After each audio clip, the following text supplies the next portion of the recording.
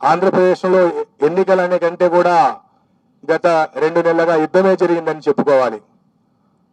ఆంధ్రప్రదేశ్లో ఉన్నటువంటి ప్రధాన రాజకీయ పార్టీల మధ్య ఒక రకమైనటువంటి యుద్ధ వాతావరణం గడిచిన 60-70 రోజుల నుండి ఈ రాష్ట్ర ప్రజలు చూస్తా ఉన్నారు.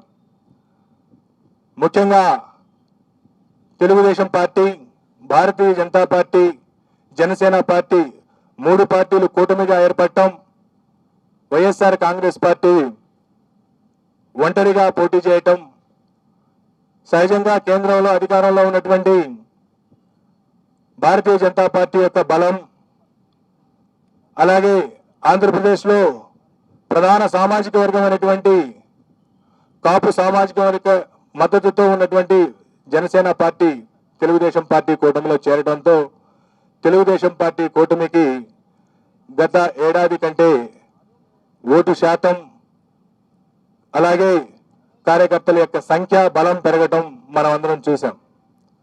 హోరాహోరీగా జరిగినటువంటి ఆంధ్రప్రదేశ్ అసెంబ్లీ ఎన్నికల్లో నేను కొన్ని ముఖ్య నియోజకవర్గాల్లో గెలుపోవటంలో పరిస్థితి మీకు వివరిస్తాను. ముఖ్యంగా భారతీయ జనతా పార్టీ అలయన్స్ లో భాగంగా 10 అసెంబ్లీ స్థానాలు, 6 పార్లమెంటు స్థానాలని తీసుకోవడం జరిగింది. ఆ పార్లమెంటు స్థానాల్లో ఒకటి నర్సాపురం నుండి భారతీయ జనతా పార్టీ అభ్యర్థి, అలాగే అనకాపల్లి నుండి భారతీయ జనతా పార్టీ అభ్యర్థి ఇద్దరు సునాయాసంగా పార్లమెంటుకు గెలవబోతా ఉన్నారు.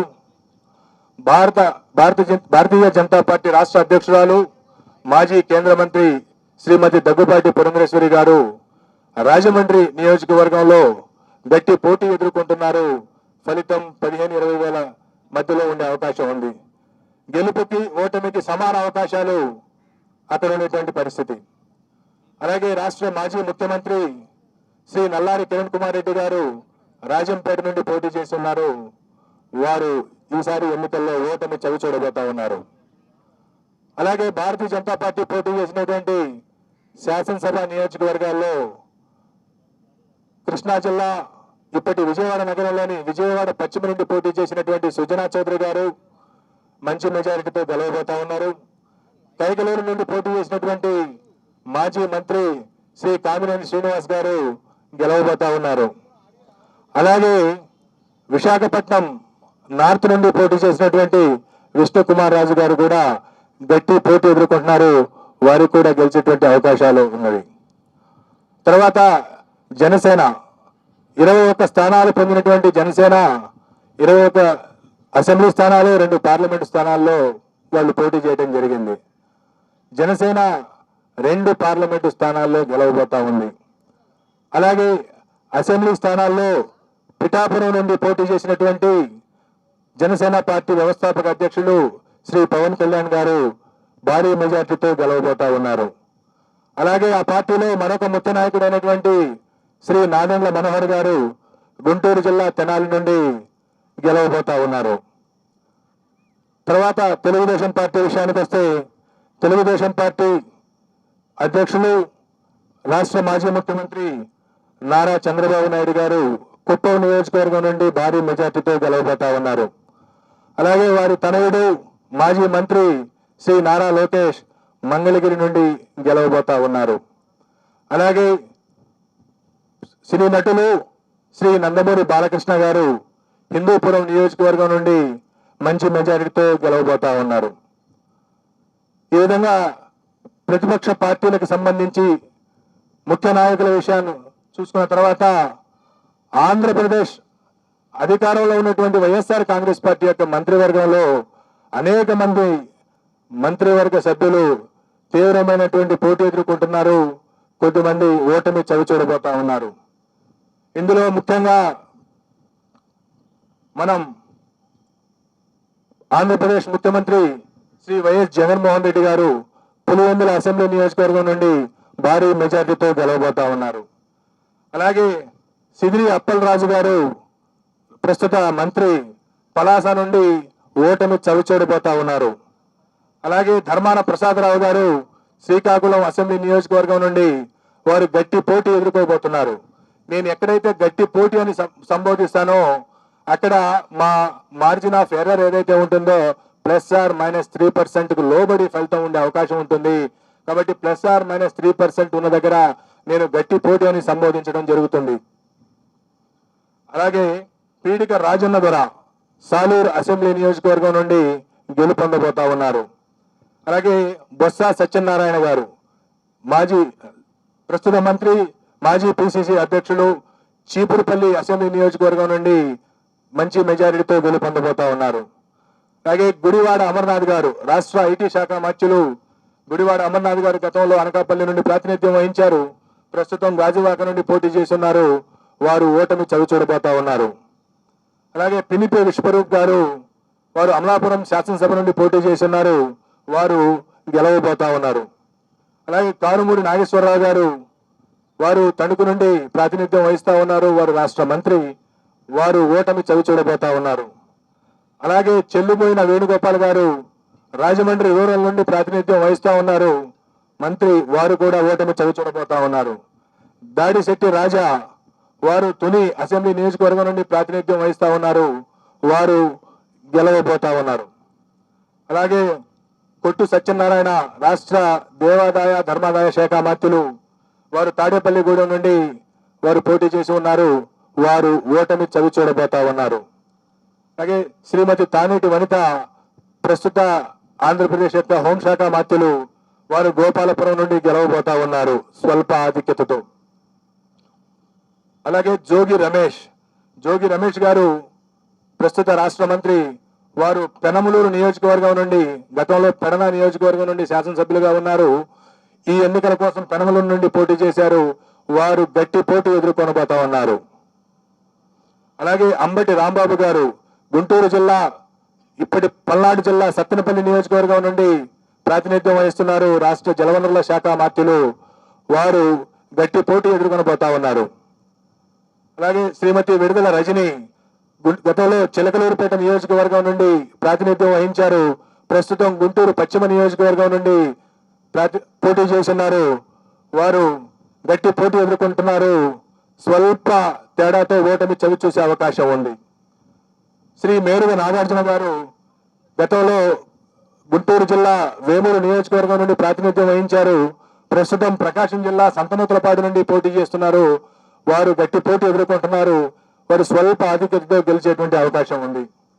అలాగే ఆదిమూలపు సురేష్ గారు గతంలో విద్యాశాఖ మంత్రిగా, పట్టణాభివృద్ధి శాఖ మంత్రిగా పనిచేస్తున్నారు. వారు ప్రస్తుతం కొండేపి అనేటువంటి నియోజకవర్గం నుండి పోటీ చేస్తున్నారు. వారు స్వల్ప ఓట్ల తేడాతో ఓటమి చవి చూసే అవకాశం ఉంది. అలాగే కాకాని గోవర్ధన్ రెడ్డి గారు ప్రస్తుత రాష్ట్ర వ్యవసాయ శాఖ మంత్రులు సర్వేపల్లి నుండి పోటీ చేస్తా ఉన్నారు. వారు గెలిచేటువంటి అవకాశం ఉన్నది. అలాగే బుగ్గన రాజేంద్రనాథ్ రెడ్డి గారు ఆర్థిక శాఖ మంత్రులు. వారు కర్నూలు జిల్లా డోన్ నుండి ప్రాతినిధ్యం వహిస్తా ఉన్నారు. వారు గెలిచే అవకాశం ఉన్నది. అలాగే కె అంజద్ బాషా గారు రాష్ట్ర ఉప ముఖ్యమంత్రి కడప అసెంబ్లీ నియోజకవర్గం నుండి పోటీ చేస్తా ఉన్నారు. వారు ఈ ఎన్నికల్లో స్వల్ప ఆధిక్యతతో గెలిచే అవకాశం ఉన్నది. శ్రీ పెద్దిరెడ్డి రామచంద్రారెడ్డి గారు సీనియర్ మంత్రివర్యులు పొంగనూరు అసెంబ్లీ స్థానం నుండి ప్రాతినిధ్యం వహిస్తా ఉన్నారు. వారు ఈ ఎన్నికల్లో భారీ మెజారిటీతో గెలిచేటువంటి అవకాశం ఉన్నది. అలాగే శ్రీమతి ఉషశ్రీ చరణ్ అనంతపురం జిల్లా పెనుగొండ నుండి పోటీ చేస్తా ఉన్నారు. వారు అతి స్వల్ప తేడాతో ఓటమి చవి చూసేటువంటి అవకాశం ఉన్నది. అలాగే గుమ్మనూరి జయరాం గారు వారు వైఎస్ఆర్ కాంగ్రెస్ పార్టీ వైఎస్ జగన్మోహన్ రెడ్డి గారి మంత్రివర్గంలో మంత్రిగా ఉంటూ సీట్ల సర్దుబాటులో వైఎస్ఆర్ కాంగ్రెస్ పార్టీ నుండి బయటికి వెళ్లి తెలుగుదేశం పార్టీలో చేరి అనంతపురం జిల్లా గుంతకల్లి నుండి పోటీ చేయడం జరిగింది. తెలుగుదేశం పార్టీ అభ్యర్థిగా వారు గుంతకల్లి నుండి ఓటమి చవి చూడనున్నారు. అలాగే శ్రీమతి ఆర్కే రోజా ప్రముఖ సినీ నటి అండ్ మంత్రివర్యురాలు. వారు చిత్తూరు జిల్లా నగరి నియోజకవర్గం నుండి ఓటమి చవి చూడబోతా ఉన్నారు.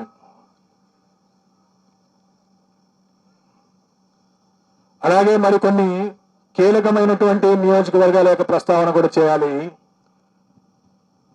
అచ్చెన్నాయుడు గారు తెలుగుదేశం పార్టీ యొక్క రాష్ట్ర అధ్యక్షులు, ఆంధ్రప్రదేశ్ అధ్యక్షులు. వారు టెక్కలి నియోజకవర్గం నుండి స్వల్ప ఆధిక్యతతో విజయం సాధించబోతా ఉన్నారు. అలాగే వల్లభనేని వంశీ గత 2 సంవత్సరాలుగా కొన్ని వివాదాల కారణంగా ప్రముఖంగా వార్తల్లో వచ్చిన వ్యక్తి గన్నవరం నుండి శాసనసభ్యుడిగా ప్రాతినిధ్యం వహిస్తా ఉన్నారు. ఈసారి కూడా వల్లభనేని వంశీ గన్నవరం నుండి గెలుపొందనున్నారు. అలాగే తమ్మినేని సీతారాం గారు ఆముదాల వలస నుండి ప్రాతినిధ్యం వహిస్తా ఉన్నారు. వారు ఆంధ్రప్రదేశ్ శాసనసభ స్పీకర్ గా ఉన్నారు. వారు కొద్ది ఓట్ల తేడాతో ఓటమి చవి చూసేటువంటి అవకాశం ఉన్నది. అలాగే రఘురామకృష్ణరాజు గారు, కనుమూరి రఘురామకృష్ణరాజు గారు ప్రస్తుతం నర్సాపురం నుండి ఎంపీగా ఉంటూ ఇటీవల తెలుగుదేశం పార్టీలో చేరి ఉండి నుండి శాసనసభకు పోటీ చేయడం జరిగింది. వారు ఉండి నుండి గెలుపొందబోతా ఉన్నారు. అలాగే బూడి ముత్యాల నాయుడు గారు, వారు ప్రస్తుతం ఆంధ్రప్రదేశ్ ఉప ముఖ్యమంత్రిగా ఉన్నారు. వారు అనకాపల్లి నుండి, గతంలో వారు మాడుగుల నుండి శాసనసభ్యులుగా ఉన్నారు. ఈ ఎన్నికల్లో అనకాపల్లి నుండి పార్లమెంటు సభ్యులుగా పోటీ చేస్తున్నారు. వారు భారతీయ జనతా పార్టీ అభ్యర్థి సీఎం రమేష్ చేతిలో ఓటమి చవిచూడనున్నారు. అలాగే వైఎస్ఆర్ కాంగ్రెస్ పార్టీ యొక్క ముఖ్య నాయకులు శ్రీ విజయసాయి రెడ్డి గారు, వారు నెల్లూరు పార్లమెంటు నుండి పోటీ చేయడం జరిగింది. వారు నెల్లూరు పార్లమెంటు నుండి ఓటమి చవిచూడబోతా ఉన్నారు. రాష్ట్రంలో హోరాహోరీ పోటీ జరిగినటువంటి పార్లమెంటులో అమలాపురం పార్లమెంటు, రాజమండ్రి పార్లమెంటు, నర్సరావుపేట పార్లమెంటులో ఫలితం కేవలం 2 లేదా 3% లోబడి ఉండబోతా ఉంది. ఈ విధంగా రాష్ట్రంలో ఉన్నటువంటి 4 రాజకీయ పార్టీల యొక్క ముఖ్య నాయకుల యొక్క గెలుపు ఓటముల్ని మనం చర్చించుకున్న తర్వాత ఈ ఎన్నికల్లో కీలకమైనటువంటి అంశాలను కూడా నేను ప్రస్తావించవలసి ఉంటుంది. తెలుగుదేశం పార్టీ గత 5 సంవత్సరాల నుండి ప్రతిపక్షంలో ఉన్న కారణంగా గత ఎన్నికల్లో 2019 శాసనసభ ఎన్నికల్లో చరిత్రలో ఎప్పుడు లేని విధంగా 10% మించినటువంటి ఓట్ల తేడాతో ఓడినటువంటి కారణంగా పొత్తు తప్పదు అని తెలుసుకున్నటువంటి పార్టీ నాయకత్వం జనసేన పార్టీని పొత్తులోకి ఆహ్వానించడం, ఆ తర్వాత కూడా గెలుపుకు కేవలం జనసేన మాత్రమే కాదు, మరొక బలమైనటువంటి రాజకీయ పక్షం యొక్క అవసరం ఉన్నదని తెలుసుకొని భారతీయ జనతా పార్టీతో కూడా చివరి వరకు పొత్తు కోసం ప్రయత్నం చేసి భారతీయ జనతా పార్టీని కూడా పొత్తులో కలుపుకున్నటువంటి పరిస్థితిని రాష్ట్ర ప్రజలందరూ చూశారు. ఒకవైపు ఈ రాష్ట్ర ముఖ్యమంత్రి వైఎస్ఆర్ కాంగ్రెస్ పార్టీ అధ్యక్షుడు వైఎస్ జగన్మోహన్ రెడ్డి సంక్రాంతి నాటికే అభ్యర్థుల్ని 90% మందిని ప్రకటించేసి నియోజకవర్గాల వారీగా, జిల్లాల వారీగా, ప్రాంతాల వారీగా సిద్ధం వంటి సభలను ఏర్పాటు చేసుకుని ప్రజల్లోకి పోతా ఉంటే ప్రతిపక్ష కూటమి సీట్ల సర్దుబాటు, ఆ సీట్లలో ఏ అభ్యర్థిని నిలబెట్టాలి అనేటువంటి విషయంలోనే ఆల్మోస్ట్ నామినేషన్స్ వరకు ఆగినటువంటి పరిస్థితిని మనం చూసాం. అదే కాకుండా గత 5 సంవత్సరాల్లో కరోనా కాలాన్ని తీసివేయగా మిగతా కాలంలో ఈ రాష్ట్ర ప్రభుత్వం అవలంబించినటువంటి నూతన విధానాలు, వాలంటీర్ వ్యవస్థ ద్వారా ప్రతి ఇంటి గడప వద్దకు ప్రభుత్వ సేవలను చేర్చడం ఏదైతే ఉందో, ఇది నేను గతంలో కూడా చెప్పాను. ఈసారి ఎన్నికల్లో అది కీలక పాత్ర పోషించబోతా ఉంది. 71% మంది గ్రామీణ ప్రజానీకం ఉన్నటువంటి ఆంధ్రప్రదేశ్లో ఏ గ్రామంలోనైనా సరే ప్రభుత్వం ద్వారా ఏదైనా పథకం లబ్ధి పొందాలన్నా, ప్రభుత్వానికి సంబంధించినటువంటి ఏదైనా సంక్షేమ అభివృద్ధి కార్యక్రమం పొందాలన్నా ఆ గ్రామ స్థాయి నాయకుడి దగ్గరకో, మండల స్థాయి నాయకుడి దగ్గరకో వెళ్లాల్సినటువంటి పరిస్థితి. ఈ వాలంటీర్ వ్యవస్థ ద్వారా ఆ పరిస్థితి నుండి మార్పు తీసుకొచ్చినటువంటి వైరాన్ని ఈ రాష్ట్ర ప్రజలు అభినందించారు. ఏ ప్రభుత్వ పథకం కావాలన్నా, ఏ ప్రభుత్వానికి సంబంధించినటువంటి ప్రయోజనం జరగాలన్నా వాలంటీరే ఇంటి దగ్గరకు వచ్చి సేవలు అందించేటువంటి ఒక వినూత్న కార్యక్రమం ఈ రాష్ట్ర ప్రజల్లో ఆత్మగౌరవం పెంచింది అనడానికి ఏమాత్రం సందేహం లేదు. దానితో పాటు గతంలో ఉన్న 31 లక్షల పెన్షన్దారులను 64 లక్షలకు పెంచడం, గత ప్రభుత్వం కేవలం చివరి 2 నెలల్లో ఇచ్చినటువంటి 2,000 రూపాయలతో పోల్చుకుంటే ఈ 5 సంవత్సరాల పాటు 2,000 రూపాయల నుండి 3,000 రూపాయలకు పెన్షన్ ఇవ్వటం, దీంతో పాటు గ్రామ సచివాలయ వ్యవస్థ ద్వారా అనేక రకాల ప్రభుత్వ ప్రయోజనాలను మన గ్రామం వద్దకే తీసుకొచ్చారనేటువంటి భావన గ్రామీణ ప్రాంత ప్రజల్లో పెరగటం, వీటన్నిటికి మించి ప్రతి 2 నెలలకో 3 నెలలకో మహిళల ఖాతాల్లో ప్రభుత్వం జమ చేస్తున్నటువంటి వేలాది రూపాయలు గ్రామీణ ఆర్థిక వ్యవస్థ విషయంలో గ్రామీణ ప్రజానిక ఆర్థికంగా వారికి వెసులుబాటు కల్పించే విషయంలో ఈ ప్రభుత్వం విజయం సాధించింది. ఈ ప్రభుత్వానికి సుమారుగా 56% మంది మహిళలు తిరిగి ఎన్నుకోవడానికి మొన్న ఓటు వేశారు. ఈ రాష్ట్రంలో ఉన్నటువంటి అన్ని వర్గాల మహిళల్లో ఎస్సీ, ఎస్టీ, బీసీ, మైనార్టీలు అనేది కాదు, ఓవరాల్ గా మహిళల్ని శాంపిల్ గా తీసుకుంటే 56% మంది మహిళలు ఈ పార్టీకి, వైఎస్ఆర్ కాంగ్రెస్ పార్టీకి ఓటు వేసినటువంటి పరిస్థితి. కేవలం 42% మంది మాత్రమే తెలుగుదేశం పార్టీ కూటమికి మహిళల్లో ఓటు పడింది. అలాగే పురుషుల్లో ఎన్డీఏ కూటమి ఆధిక్యత సాధించింది. సుమారుగా మహిళల్లో 13 నుండి 14% వైఎస్ఆర్ కాంగ్రెస్ పార్టీ ఆధిక్యత సాధిస్తే పురుషుల్లో వైఎస్ఆర్ కాంగ్రెస్ పార్టీ కేవలం 45.35% పరిమితమైంది. తెలుగుదేశం కూటమి 51.56%, అంటే సుమారుగా 6% మగవాళ్లలో తెలుగుదేశం పార్టీకి ఓట్లు ఎక్కువ పడటం మనం చూసాం.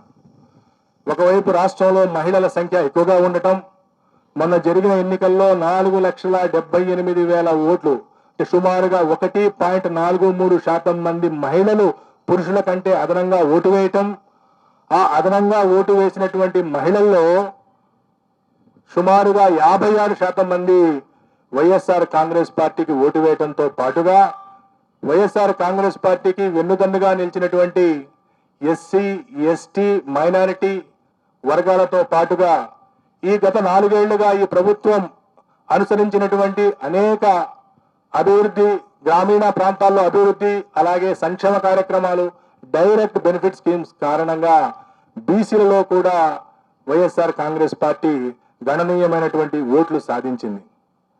ఈ విధంగా తనకున్నటువంటి ఓటు బ్యాంకును కాపాడుకుంటూ కొత్తగా బీసీలలో ఓటు బ్యాంకుని చేర్చడం ద్వారా, మహిళల్లో తన ఓటు బ్యాంకును పెంచుకోవడం ద్వారా వైఎస్ఆర్ కాంగ్రెస్ పార్టీ ఈరోజు తిరిగి రాష్ట్రంలో మరొకసారి అధికారంలోకి రాబోతా ఉంది. వైఎస్ఆర్ కాంగ్రెస్ పార్టీ ఆంధ్రప్రదేశ్ లో మే 13వ తేదీన జరిగినటువంటి ఎన్నికల్లో 49.41% ఓట్లను సాధించి 94 నుండి 104 అసెంబ్లీ స్థానాల్లో గెలవబోతా ఉంది. అలాగే తెలుగుదేశం పార్టీ కూటమి 47.55% ఓట్లను సాధించి కేవలం 71 నుండి 81 స్థానాలకు పరిమితం కాబోతా ఉంది. ఇతర పార్టీలు, ఇండిపెండెంట్ అభ్యర్థులు 3.04% ఓట్లకు పరిమితం కాబోతా ఉన్నాయి. సుమారుగా 2% ఓట్ల ఆధిక్యతతో తెలుగుదేశం పార్టీ కూటమి కంటే సుమారుగా 20-25 స్థానాల్లో వైఎస్ఆర్ కాంగ్రెస్ పార్టీ ఆధిక్యత సాధించి మరొకసారి ప్రభుత్వాన్ని ఏర్పాటు చేయబోతా ఉంది. అలాగే పార్లమెంటు విషయానికి వస్తే ఆంధ్రప్రదేశ్ లో ఉన్నటువంటి 25 పార్లమెంటు స్థానాల్లో 48.29% ఓట్లను సాధించి వైఎస్ఆర్ కాంగ్రెస్ పార్టీ 13 నుండి 15 పార్లమెంటు స్థానాలను గెలవబోతా ఉంది. అలాగే తెలుగుదేశం కూటమి 47.68 ఓట్ల శాతాన్ని సాధించి 10 నుండి 12 పార్లమెంటు స్థానాల్ని గెలవనున్నది. 4.03% ఓట్లు కాంగ్రెస్ పార్టీ మరియు ఇతర పార్టీలకు లభించినాయి. ఏ పార్టీ కూడా ఇంకా వేరే పార్టీలకు సీట్లు లభించేటువంటి అవకాశం లేదు. కడప పార్లమెంట్ నుండి పోటీ చేసినటువంటి శ్రీమతి షర్మిల గారు అక్కడ గణనీయమైనటువంటి ఓట్లు పొందుతున్నప్పటికీ అక్కడ గెలిచే పరిస్థితి లేదు. వారికి అక్కడ డిపాజిట్ కూడా దక్కేటువంటి పరిస్థితి లేదు. ఆవిడ సుమారు 12% ఓట్లకు పరిమితం కాబోతా ఉన్నది. ఈ విధంగా కాంగ్రెస్ పార్టీ సుమారుగా 3% ఓట్లు పార్లమెంటు స్థానాల్లో చీల్చిన కారణంగా వైఎస్ఆర్ కాంగ్రెస్ పార్టీ గెలవలసినటువంటి మరో 3 స్థానాల్ని కోల్పోబోతా ఉంది. అయినప్పటికీ ఎన్డీఏ కూటమి కంటే కూడా 2-3 పార్లమెంటు స్థానాలను అధికంగా సాధించబోతా ఉంది. సుమారుగా 13 నుండి 15 స్థానాలు వైఎస్ఆర్సీపీ, 10 నుండి 12 స్థానాలు టీడీపీ కూటమి సాధించబోతా ఉంది. సో ఈ విధంగా ఆంధ్రప్రదేశ్, తెలంగాణలో జరిగినటువంటి హోరాహోరీగా జరిగినటువంటి ఎన్నికల యొక్క ఫలితాలు జూన్ 4వ తేదీన ఉండబోతా ఉన్నాయి. జూన్ 4వ తేదీన మా ఈ ఆరా సంస్థ వైపు నుండి ప్రకటించినటువంటి పోస్ట్ పోలు నిజం కావాలని, గత 16 సంవత్సరాల్లో అనేక ఎన్నికల్లో వాస్తవానికి ఫలితాలకు దగ్గరగా మా ఆరా సంస్థ ఏ విధంగా అయితే ఫలితాలను ప్రకటించిందో అదే స్థాయిలో ఈ ఫలితాలను ప్రకటిస్తున్నామని తెలియజేయడానికి గర్వపడతా ఉన్నాం.